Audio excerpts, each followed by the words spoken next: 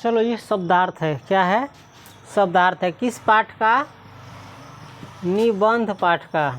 किस पाठ का? निबंध पाठ का। इसमें सबसे पहला शब्द है देखो अस्पृश्य। क्या है? अस्पृश्य। इसका अर्थ होता है न छूने योग्य। जो छूने के लायक नहीं हो, जो छूने के योग्य नहीं हो, उसे कहते हैं अस्पृश्य। अब तुम लोग बताओ कौन कौन चीज़ है जो छूने के योग्य नहीं है? बहुत सारा चीज़ है जो छूने के योग्य नहीं है।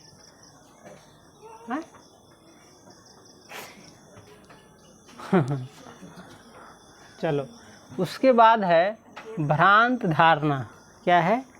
भ्रांत धारणा। इसका मतलब होता है गलत धारणा। क्या होता है? गलत धारणा। जब कोई व्यक्ति अपने मन में किसी चीज़ के प्रति गलत धारणा बना लेता है अपने मन से या किसी के द्वारा कहने पर, है ना, तो उसको कहते हैं गलत धारणा। जैसे कोई अच्छा व्यक्ति है और तुम मन में उसके प्रति भ्रम पाल लो कि वो गलत व्यक्ति है, तो ये क्या हो गया? ये गलत धारणा है। और इस प्रकार से जो अंध है बहुतों गलत धारणा है। समझ गया? चलो, उसके बाद है, चलो एक कहावत है, खैर छोड़ो, उस कहावत को हम नहीं देखते हैं, हटाओ। उसके बाद है निर्मूल। क्या है? निर्मूल। क्या है?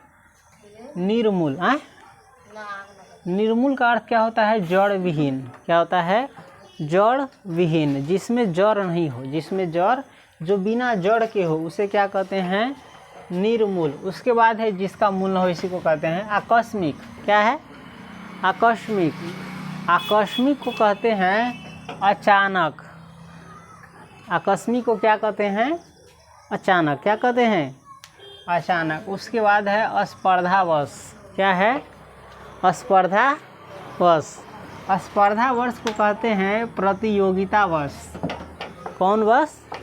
प्रतियोगितावश, यानी कंपटीशन वश। कंपटीशन को हिंदी में क्या कहते हैं? प्रतियोगिता। उसके बाद है प्रतिपादन। क्या है? प्रतिपादन। प्रतिपादन का अर्थ क्या होता है? निष्कर्षात्मक विवेचना। क्या होता है? निष्कर्षात्मक विवेचना। उसके बाद है पल्लवन। क्या है? पल्लवन। पल्लवन का अर्थ होता है बढ़ा चढ़ा कर। क्या होता है? बढ़ा चढ़ा कर। अभी के इंसान को यदि तुम एक चावल दोगे, चावल यानी कोई एक बात तुम कहोगे, तो वो दूसरे तक पहुंचाते पहुंचाते पहुंचाते पहुंचाते उसको क्या बना देता है? खिचड़ी बना देता है। क्या बना देता है? खिचड़ी। तो उसी को कहते हैं बढ़ा चढ़ा कर कहना। जैसे हम कोई तुमको एक चीज़ कहे और तुम वही चीज़ किसी दूसरे को क्या कहोगे? बढ़ा चढ़ा करके बहुत चीज़, तो उसी को कहते हैं पल्लवन। उसके बाद है अक्षुण्ण। क्या होता है?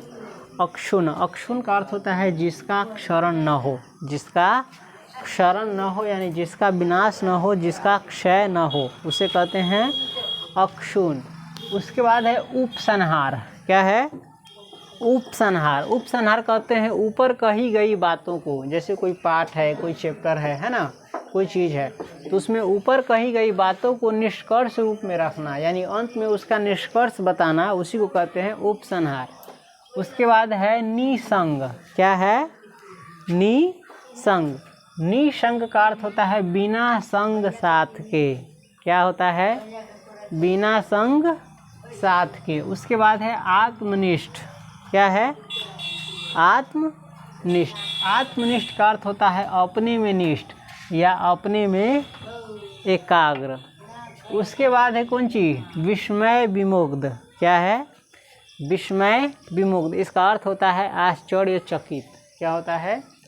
आश्चर्यचकित। उसके बाद है शोधमुखी। क्या होता है?